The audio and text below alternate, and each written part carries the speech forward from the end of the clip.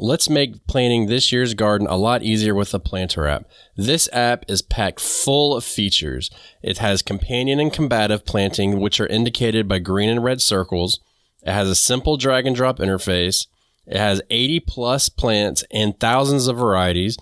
All the info is needed to grow veggies, including when to start seeds, transplant, and harvest, the ability to create custom plants and varieties, a growing guide with in-depth articles to supplement the quick info in the app, not to mention that you can view it and use it both on your PC and on your mobile device, so you can always be planting your garden on the go.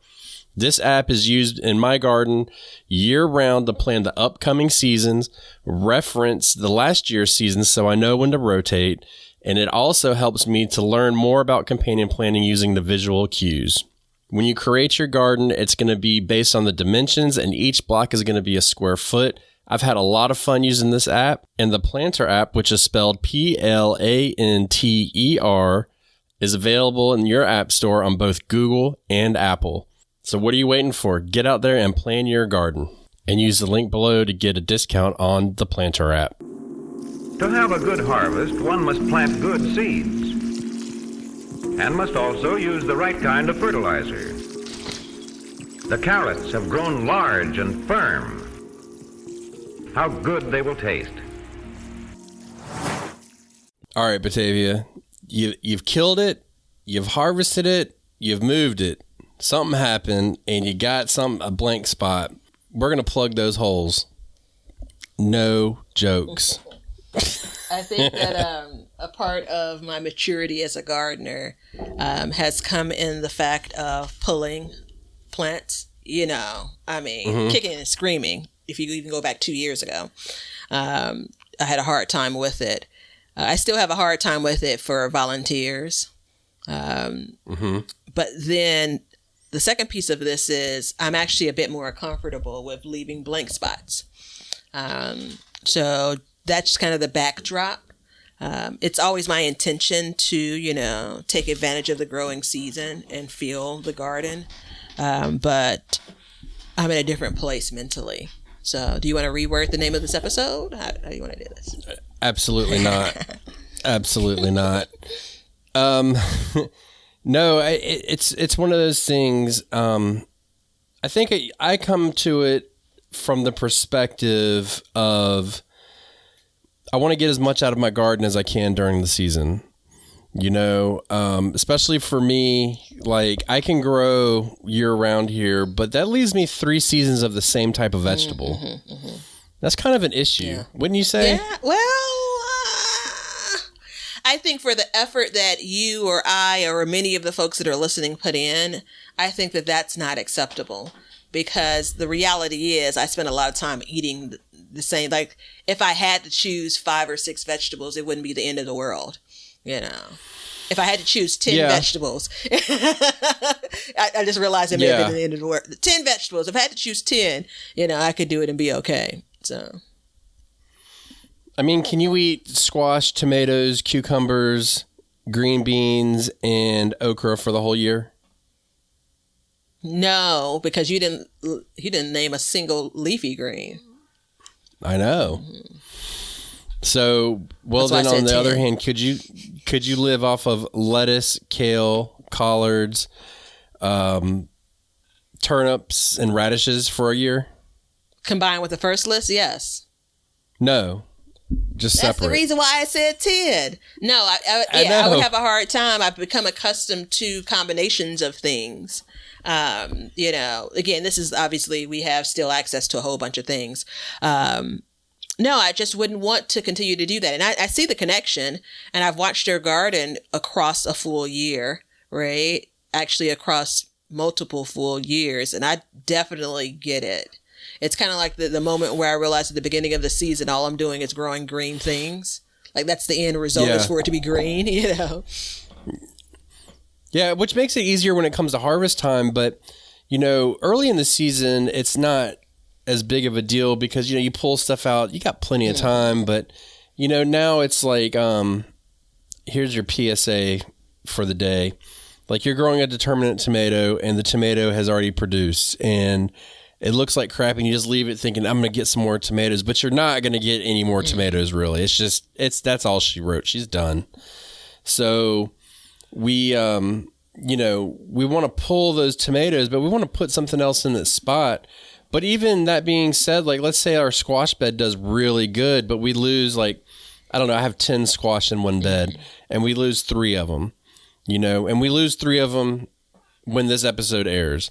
Like, there's still time, piggybacking off of the last episode, there's still time to put stuff in the ground. And I think, for me, this practice has made my garden year after year to where it actually does produce.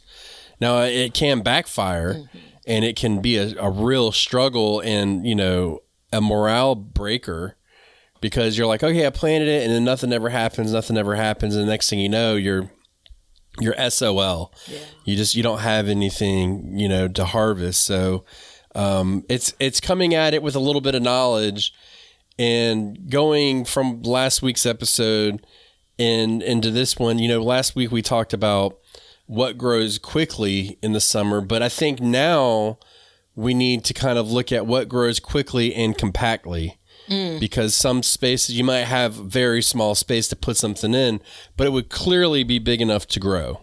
Yeah, it's interesting. I didn't think about the compact nature of it, because I think it seems like that was my surprise for the episode. Yeah. Surprise! Where's the confetti?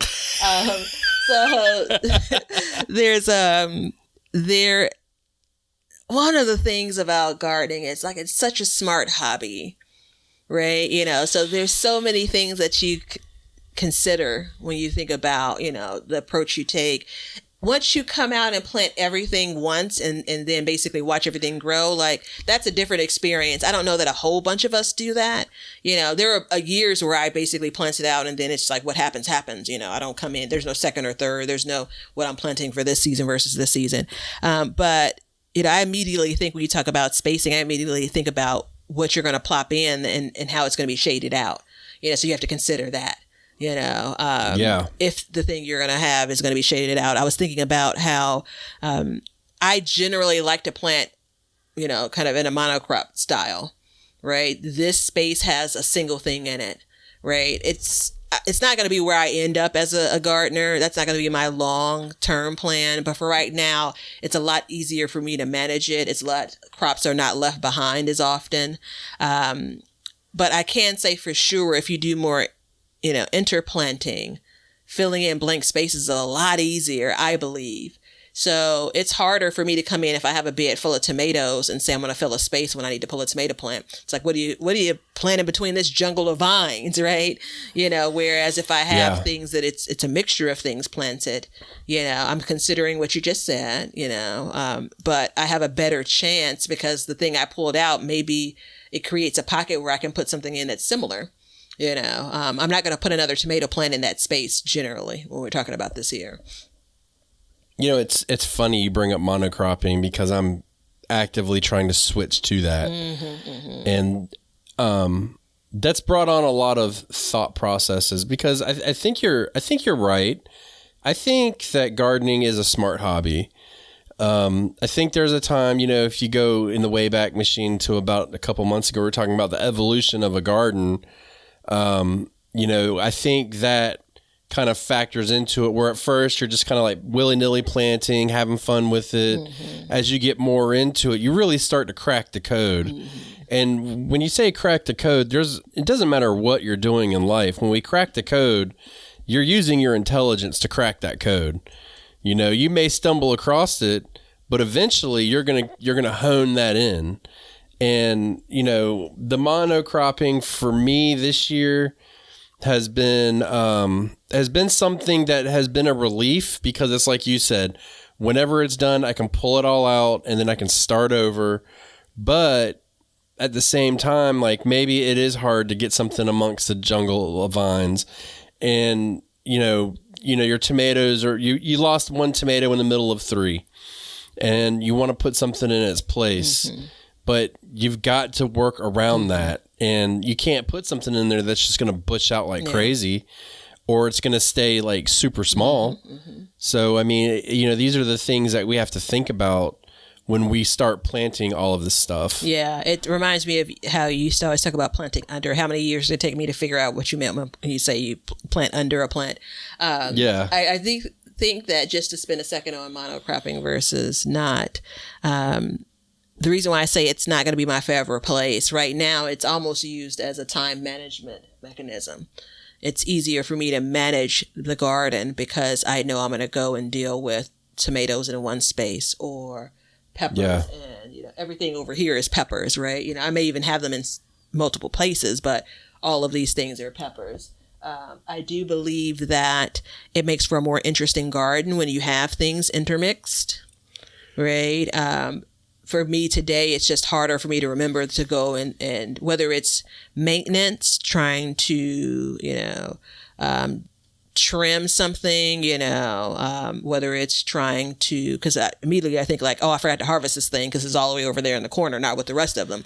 But, whether it's pests, so it's a give and give, right? So the monocrop approach, if something's going to go to the party, if you're going to have Japanese beetles, and they're attracted to, okra plants, all of your okras in the same space, guess what? They're going to have a party, So anywho, there's some downsides, we won't talk about, the idea of depleting soil, depending on planting things in one space.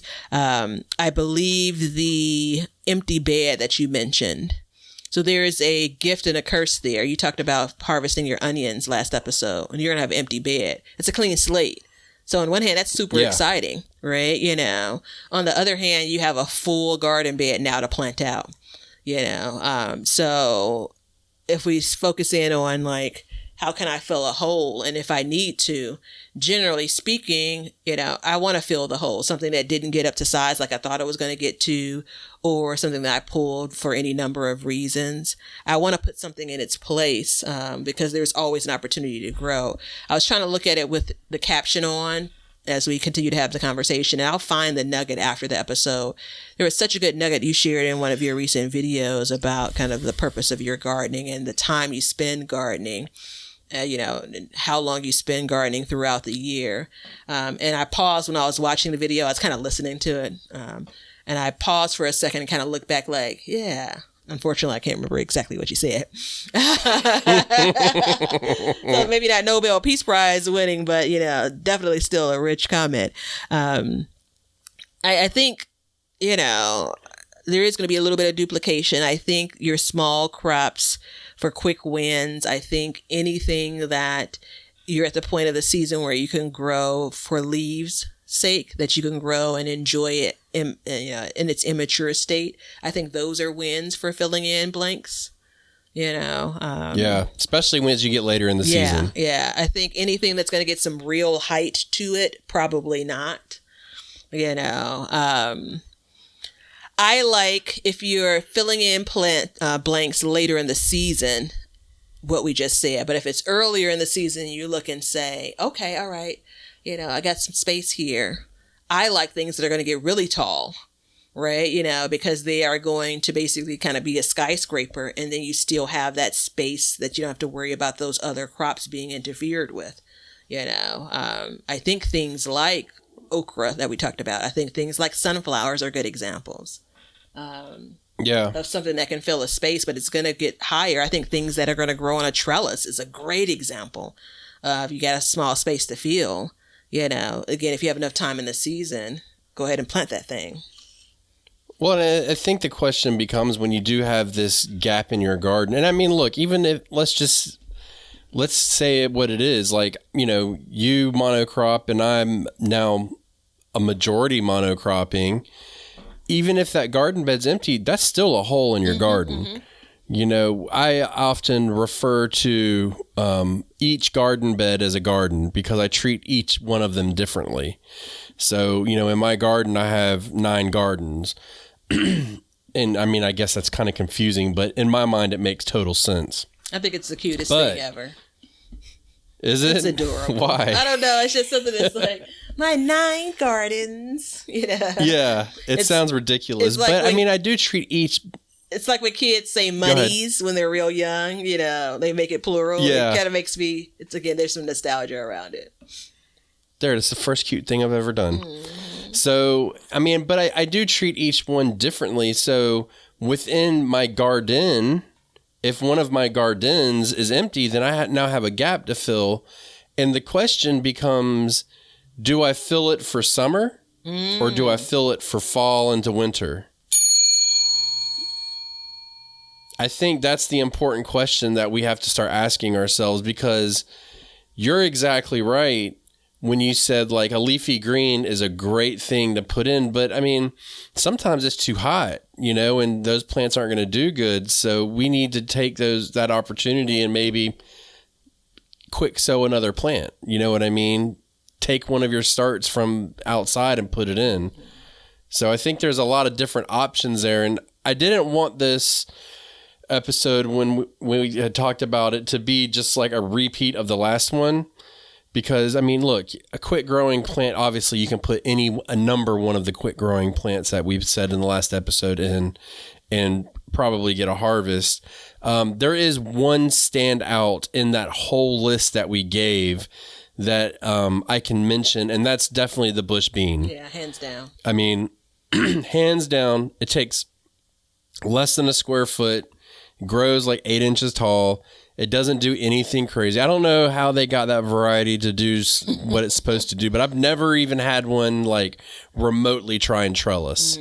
I've had them fall over because they've had so much on them, but I've never really had anything like that.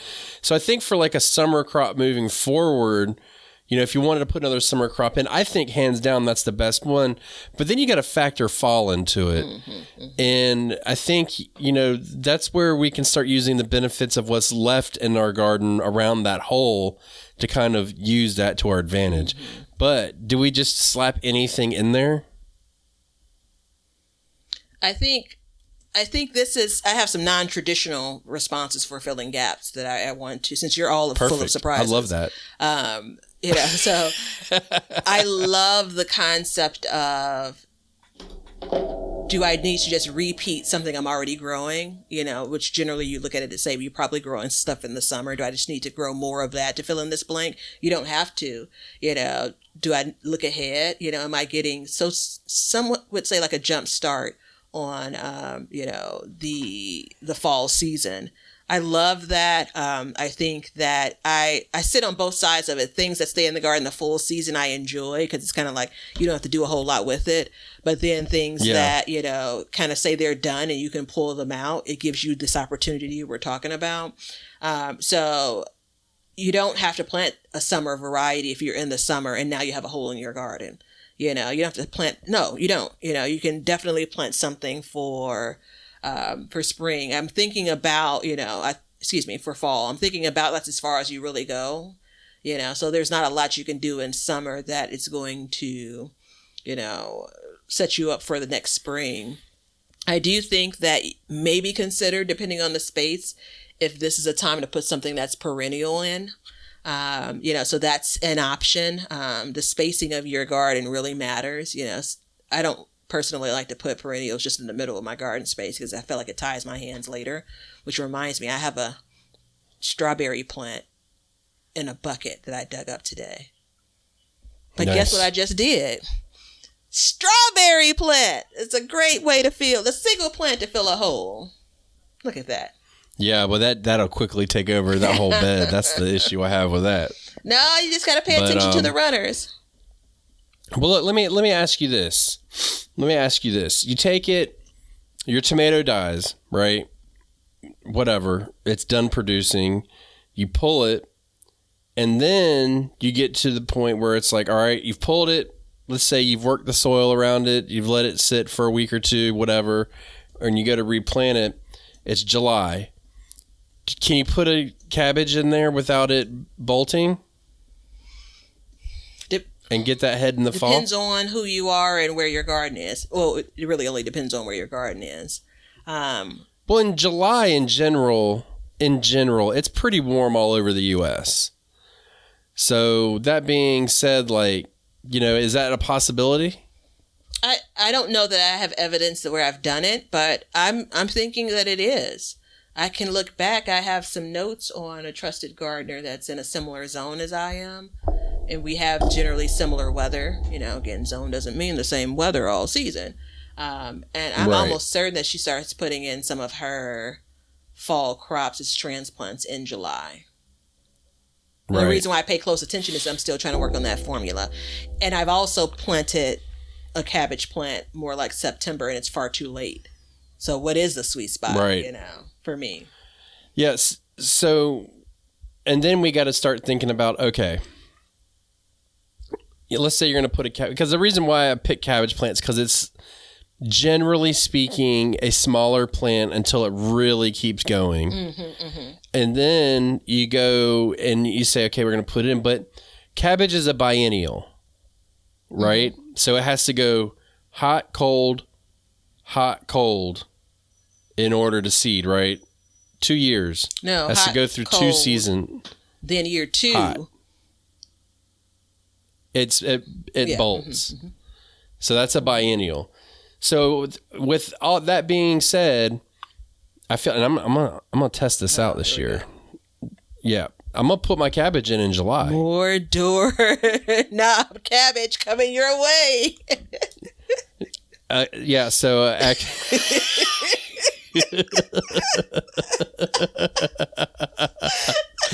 No, actually, as a matter of fact, I'm not planting that variety anymore. I just ordered some seeds that are supposed to produce 6 to 8 pound heads of cabbage. Because I told myself, I said, look, Batavia's been giving me a hard time about my doorknob cabbage. So look, we're going on from that. Like, we're going all out. This is what's wrong with the world. He shouldn't care. I haven't harvested a head of cabbage since August of 2022. Who am I to tell anyone about it? Look, I want a big head of cabbage too. He's harvested like clearly 14 ounces of cabbage across the spring. Total. No, okay, I'm sorry. That's not true. That's not true. Not true. Each one of them was funny. about a pound. Okay. Hey, look, they were good though when we boiled them. That's all I got to say. Because none of it matters once they go in a pot, right? No, it don't matter. Hashtag it damn size sure doesn't enough matter don't. with cabbage. Nope. But I want to test it out. I want to see if it makes a difference, because I was looking at my my extension service, and they say plant them in July, transplant in July. So why would you think that you could have happens. success transplanting Brussels sprouts in July and not cabbage? Because I'm not smart like that. Is that a fair answer? Yeah. Or you just didn't make the connection that just until that moment. Yeah, I get it. It happens. Yeah, I mean, you instantly made me feel stupid when you said that. That's never my intention. I don't want this to be like a bullying episode. I mean, I was laughing at you hysterically a moment ago. I don't care. It's okay. I don't have to know everything. Here. Because, I mean, I don't... For me too. Yeah. Like, I look at it, and I've tried for years to kind of... This whole transitioning over... And I mean, look, I know it's June, everybody, and we're talking about this transitioning over... But maybe it's something that we need to think about ahead of time and really start to prepare for, especially as these gaps show up. And my argument is saying, with a good garden plan, and you know that at some point, like, hey, I've got this tomato bed, I'm going to lose a tomato at some point probably. What's the next thing to go into its spot for the fall, and then possibly plant that out? Right? Like my son's potato bed, like when it's done, if it's not too hot, like we're going to try and put some carrots in. So we should, about the time this episode airs, we should be pulling our potatoes. So that would, I don't know. Do you know when this airs? I think it's the first week of June. Okay. So the first or second week of June. We may, second week. So we'll say June 15th. So if we turn around, we do that, we work the soil, we plant the carrots, let's just say the same day just to make it easy, June 15th. That's July 15th, August 15th, September 15th will be 90 days, and that's when we should be harvesting our carrots around September. So, you know what I mean? Like there's a good possibility. Now we haven't even factored in germination, which I will tell you last year when it was like 80 degrees, my carrots germinated in like 2 days.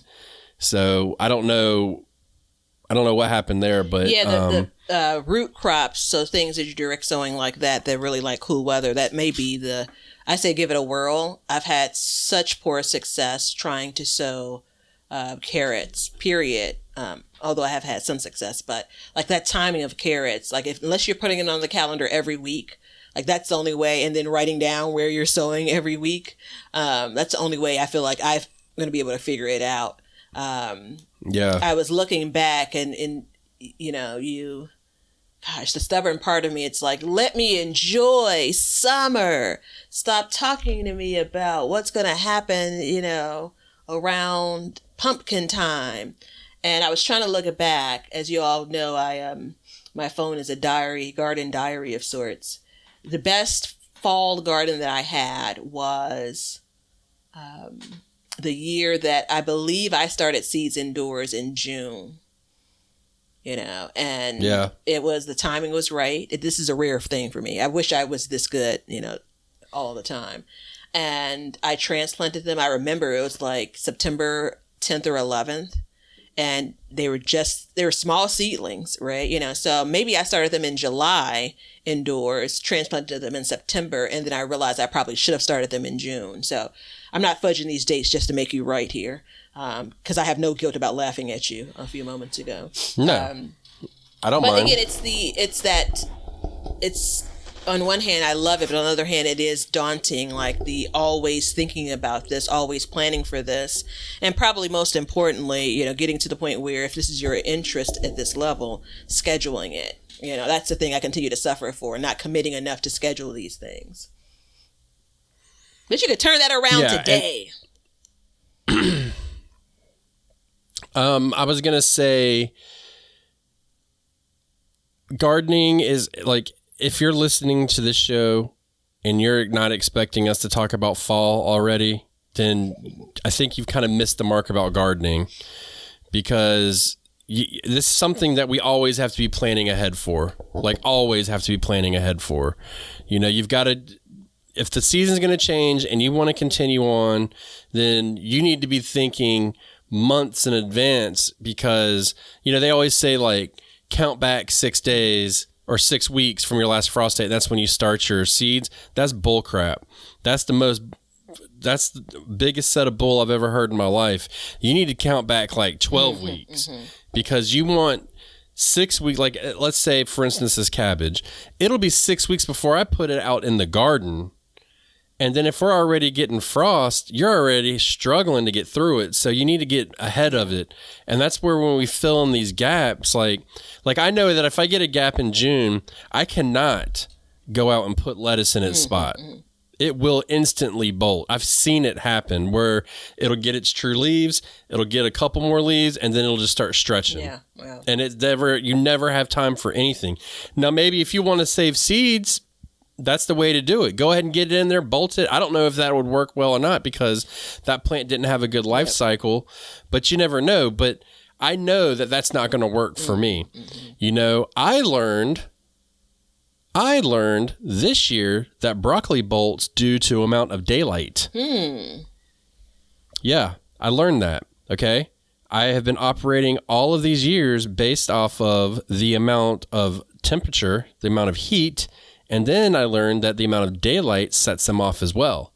So, that being said, I know that I cannot put my broccoli in the ground to fill a spot, right? Because I don't know the daylight thing. Look it up. I'm sorry, I don't remember it, but I remember it clicking in my head when I read it. I'll try and find it and post it to our Patreon, but or in the Facebook group, either one.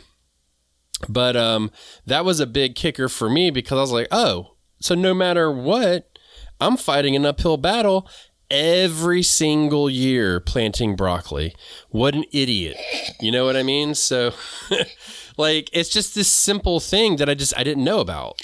It's, there's a version of it at this episode, like kind of, sensitive plants, right? And it's, how many asterisks does broccoli have around it?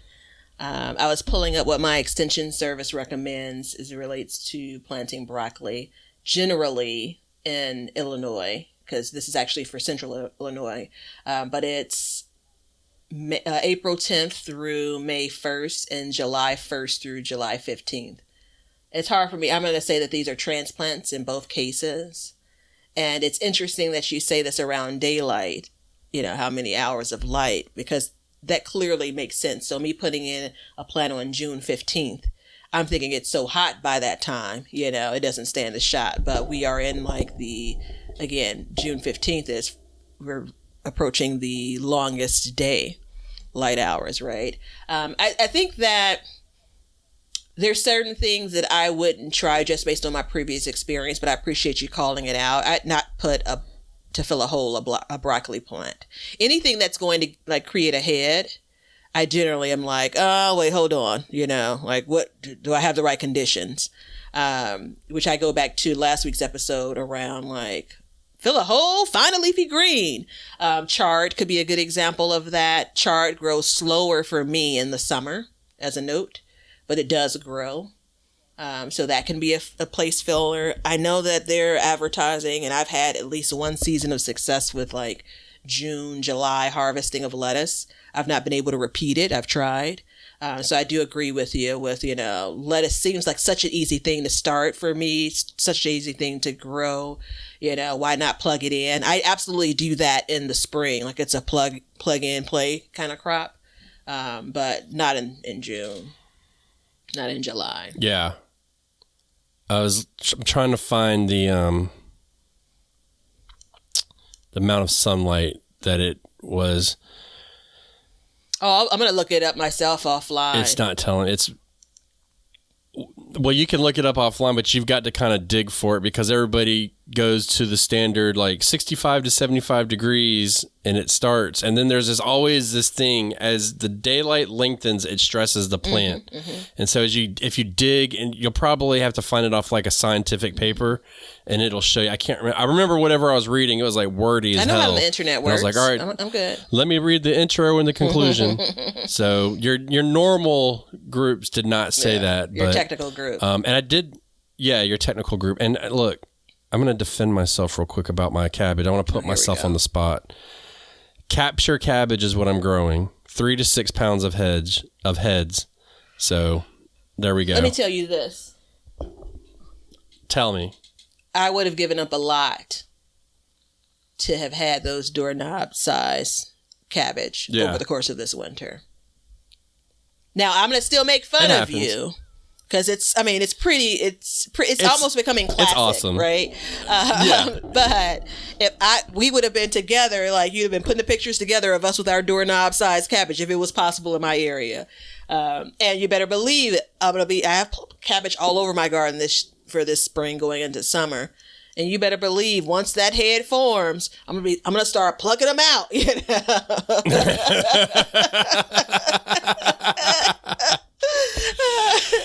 It's going to be how you track your kids' age. This is what they look like when they're 1 and 2. It's going to be that. I'm going to take pictures and then put together a collage. There was a video that I had done out there, and I was hoping that you watched it, where I was like, look, the variety matters. And it was the 2 cabbages. Oh. No, the cabbage. So it was I had some cabbage that I had bought last year when I was sick because I didn't have anything. I was like, I just got to get something in the ground, And so I got it. And then when I was out there over the spring, I was harvesting it, and I stuck my hand on the leaves, and I was like, look how big the leaf is on this, and look how big it is on this. And it was totally different, and the head was 2 to 3 times bigger. And they were right next to each other. And that's another one. I mean, I've been gardening for a number of years, more than I like to admit, and to see them side by side like that really showed me the difference on this is what variety is. Yeah. This isn't just about looks. There's a whole lot more to variety than that. I mean, this capture cabbage has got some resistance to different diseases and stuff, and it has this is where we were talking last episode about the germination guide. So peak germination is around 88 degrees. And then it quickly drops off. So that's why I was like, if I can get it before it's 88 outside and I can get it to germinate, I should be able to do it outside. That's wild that it wants 88 degrees to germinate. However, it wants to grow in the cool weather. Well, it will grow. It will germinate in cool. Don't get me wrong, but that's the peak optimal number. Okay. the optimal number. So, I mean, it can go down to like 57, it looks like, which I'm sure you could even get cooler than that. But that's something that I can use to my advantage. So as I look at my garden, I look at my plan, I've got a bed of corn, which I've had a hell of a time with corn so far this year. Once that corn comes out, that could be a great bed. I don't know what I have in my plant. I have to look on the planter app for that. But I could have like a whole bed of cabbage ready to go. You know what I mean? And the thing about that is it's done at that point. Like it's finished. Yeah. And then I just harvest it when it's time. But I also know from my years of planting it later that I can come back afterwards and stick another cabbage in the ground and harvest it in the spring. If it's early enough. So I know I can do that as well. Yeah, that's your story and not mine. Right. That's where our climates are totally different for that. I think a couple of notes here. So again, I'm with you arm in arm when it comes to think about those spaces for fall, right? And I want to add a couple of notes around, this could be an opportunity for you to add something fun, I mean, a flower maybe. It could be something that you wanted to grow, but maybe didn't get a chance to get around to, whether this is direct sowing or picking up a transplant or having the kind of wherewithal to have started it, from seed in sales beforehand. My favorite way to look at this, as an opportunity to like grow something that you absolutely plan on eating fresh. So a lot of, and we haven't talked about it in a couple of episodes, a lot of what Ben and I have come to do is we're growing a lot of these things for the purpose of preserving them for later. Yeah.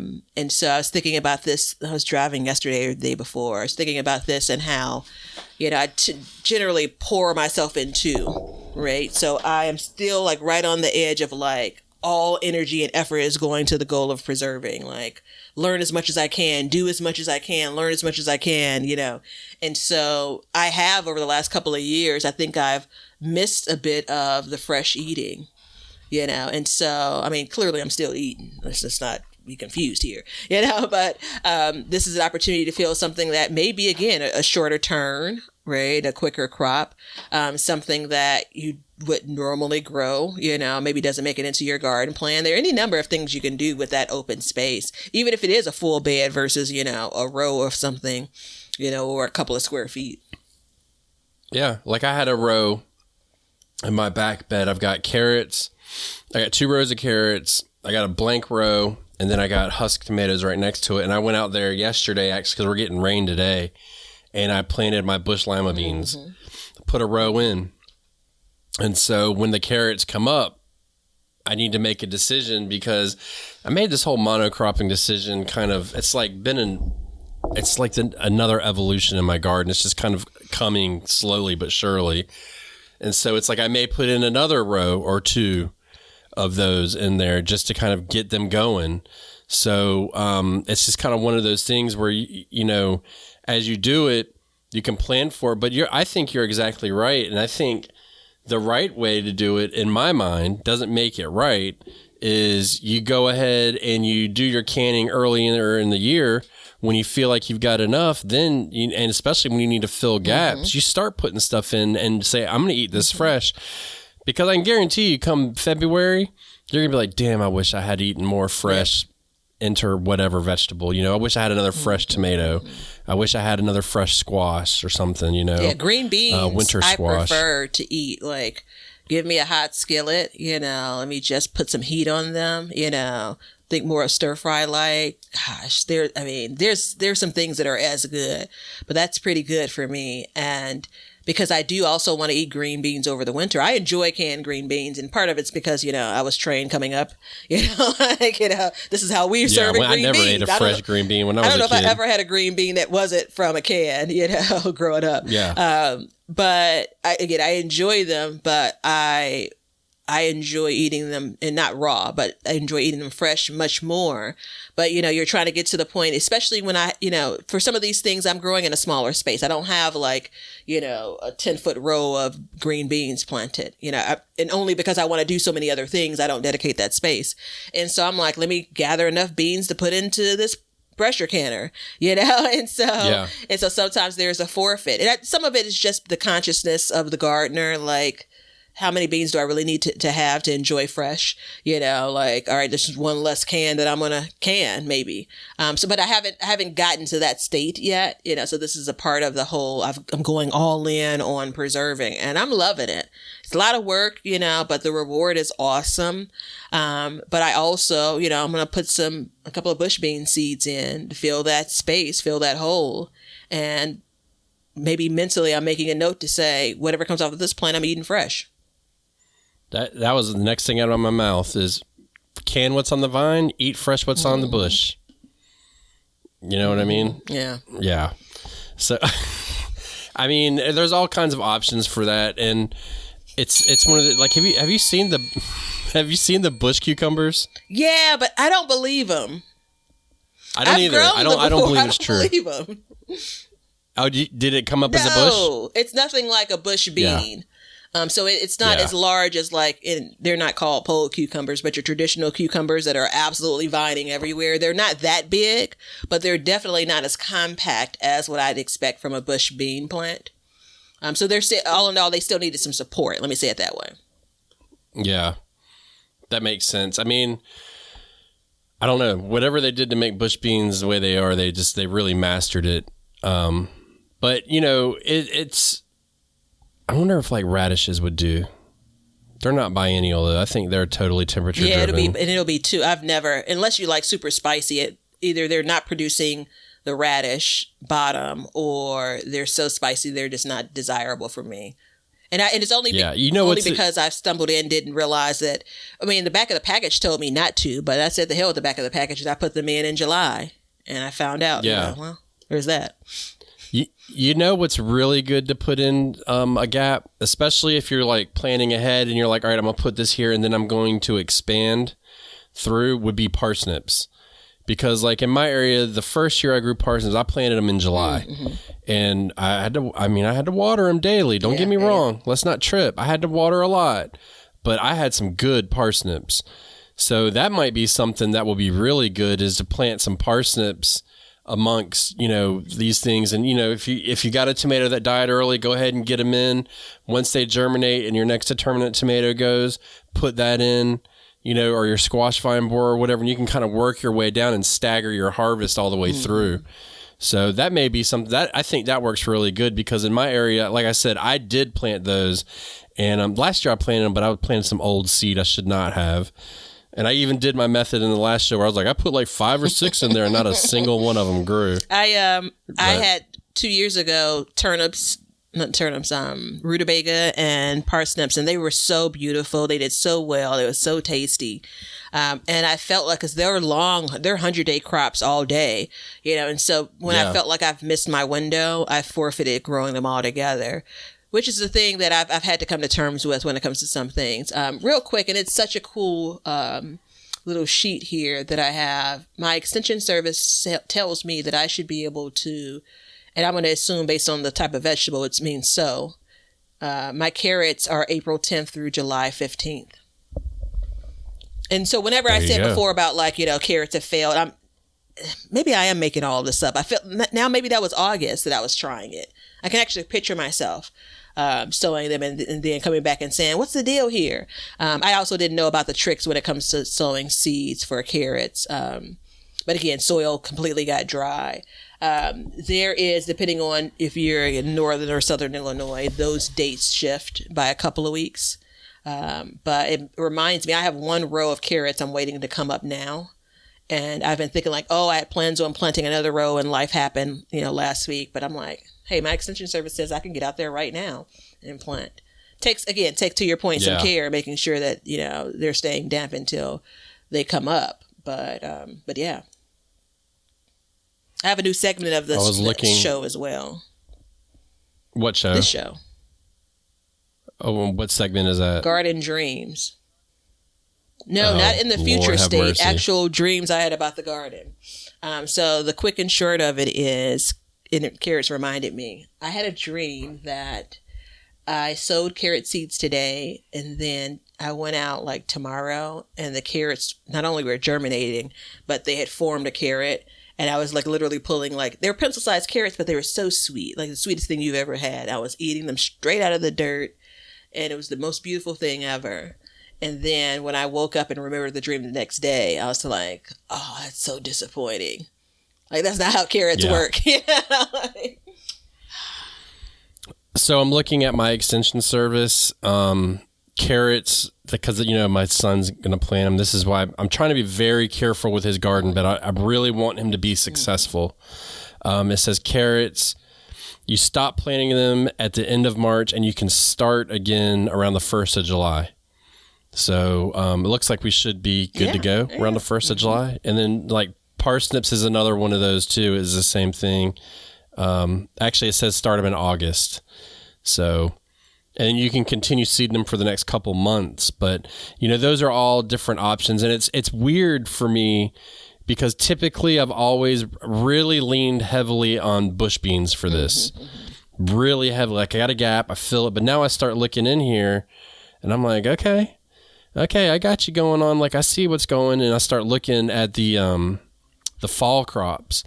And I see like, okay, I can transplant these on these days, seed them on these days, stuff like that. So it's interesting to see and think about it that way, because what I'm talking about now is essentially like if I put a cabbage in here, it says I can start putting cabbage in at the end of July. And so what is it? It says here, if you transplant them 70 days, so that's 2 months. So if I put it in on the end of July, or it's July 14th, then I can have, in September, I can be harvesting cabbage, but then I also have the last 2 weeks of September to plant more cabbage. So I can really extend that all the way through. Now, I know from my experience that those cabbages are going to sit in the garden, not do a damn thing all the way until about February. Then they'll start growing again, but they'll already be there and they'll be more established. So I know moving forward, you know, and it's like with these Brussels sprouts, same thing. I can plant them in the beginning, middle of July is really the best time. So now that's a one-time thing. You don't get more than that. You know, you got to plant it once and that's it. But I think thinking outside the box is really going to help. Yes, Batavia. Yes. You raised your hand. Question from the tender lady from Illinois.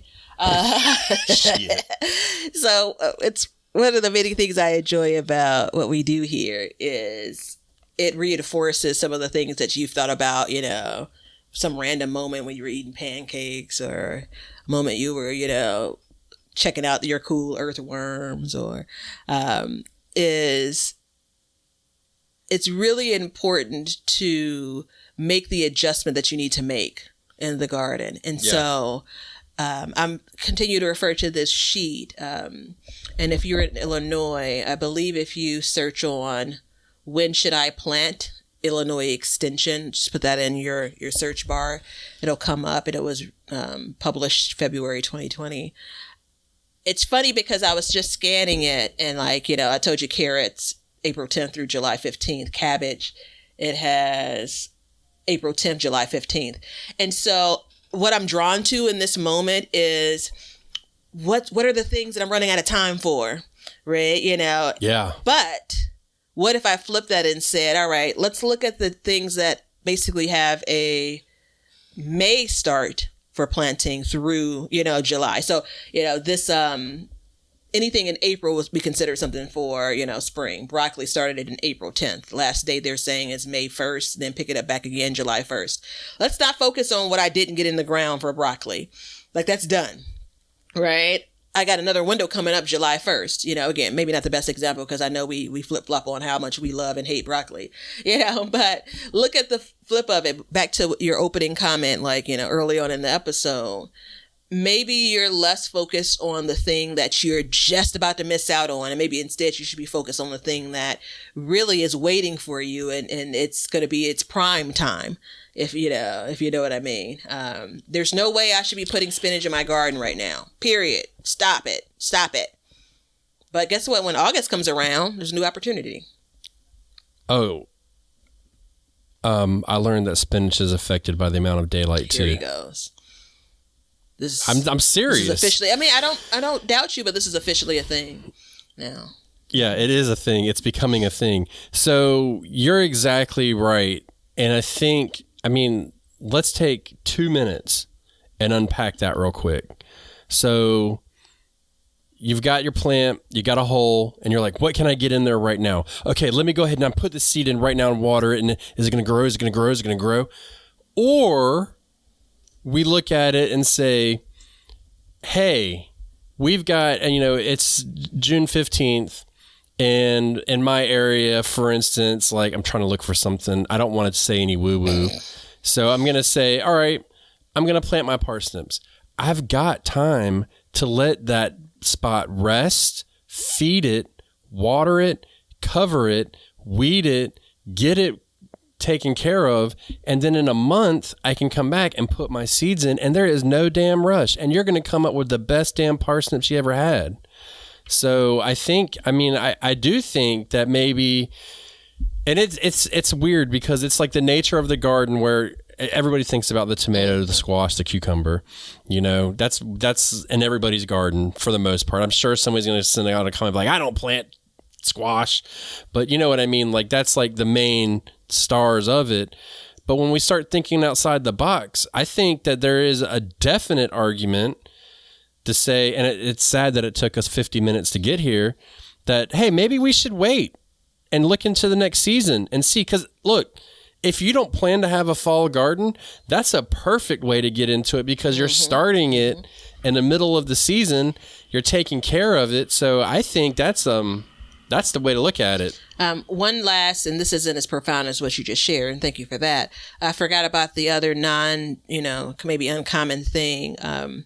I've used spaces that don't have something growing as a space where I could prop up some seedlings, meaning like you actually have seed starts sitting on like a milk crate or something, right? You need to pay close attention to, you don't want leggy seedlings, right? So let's make sure they're not reaching for light, but they're outside. If you're hand watering or if you have some, planned sprinkler, you may have an opportunity to still get them water. They're clearly already at a point where you can start them and they are acclimated to the weather. Again, it's not carte blanche. Everything doesn't work really, really well in this way. But it's an opportunity for you to put your eyes on your seedlings if you're doing your garden walk every day, right? Maybe save a little bit of electricity. So that was one thing I was thinking about when we were talking earlier as a way to take that space is still being used. And who knows, you may drop that seedling right in that space. Once it's actually grown. You don't have to fight with the roly-polies generally, if you have it sitting on something. So there's some ways that you can, kind of use the openness of that garden to your benefit. I mean, we talked about a dozen of them. Yeah, and I think too, I'm going to say this out loud and I might regret it, but maybe, just maybe, this is a way where heat-tolerant varieties could actually shine. When you're starting them in the heat, but as they grow, the heat gets less and less and less. So they may be able to tolerate the heat younger than if you flip it, when you're trying to get the heat tolerance to kick in as it matures. So it may be flipped on that. So I'm going to go on the record and say maybe we've been wrong. I don't know. You got to speak for yourself there. Garden test. Garden test. Everybody. I feel it. Y'all feel it. Experiments are occurring. But seriously, and I mean, you can take that time to really look at different varieties and get yourself some seeds that will fit the description. And I really do suggest that we look more into varieties based on size of the plant, not the produce. So I've often thought that a cherry tomato is a ridiculous plant. I've really thought that for a long time. Like, I got this giant plant with these itty bitty tomatoes on it. You know what I mean? So I'm really hoping that this year my Geranium Kiss dwarf tomatoes will be an itty bitty plant with a giant tomato on it. That would be awesome. I'm rooting for you. I am too. So did we solve the problem, do you think? I think we came to a conclusion. I think it's impossible to solve any garden problem in a single episode. That's the reason why we ask people to tune in next week. Yeah.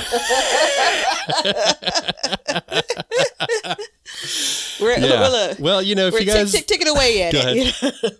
Yeah. Well, we'll figure it out. But I mean, you guys look at your extension service and maybe think about the next season when you get that inevitable hole. I mean, it's going to happen. So I'm looking at mine, and I do want to say this. I've gotten the question, like just as you have, is like, how do you plant your garden? How do you get it to do X, Y, and Z? And I mean, honestly, my answer to that is I think about it and I look at it every single day.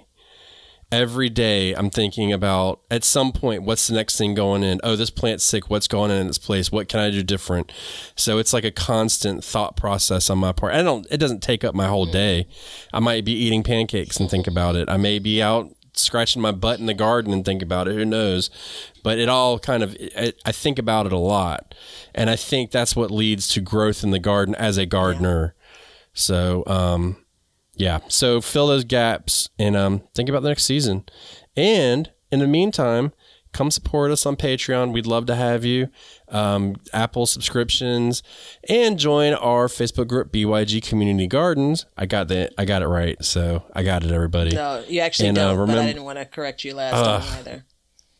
Look, well, we got to say it right. So what is it? It's Backyard Gardens Community Garden. 4 words. Backyard Gardens Community Garden. Look, I didn't get it right. Sorry, and everybody. I'm just really quick on pulling it up in my phone. So let's just be real here. My phone's dead. So, but look, I think that we have, and we will continue to learn to grow and grow for change. See ya. Now you know why people feel like celebrating at harvest time. All over the world, people have feasting and good times when the crops have been gathered in. Hey, everybody. Thanks for checking out the Backyard Gardens podcast. If you like what we're doing and you want to continue to support the podcast, head over to our Patreon page to sign up. You can also make a one-time donation using PayPal. Both of these links are in the description. With your support, we can continue growing and helping others in their gardens. See ya. If you guys want some Backyard Gardens gear, go to the link below and check out our t-shirts, mugs, pint glasses, and other gear. All purchases go towards helping to support the show, so thank you so much in advance, and we hope you enjoy. We want everybody to have a garden, and we're going to give you a chance to win free seeds every month. Head over to backyardgardenstv.com and enter your email address to be entered in all of our giveaways. Good luck. We want you to be a part of our gardening community. DM us a picture of your garden at Backyard Gardens TV on Instagram, and we will share it with our listeners.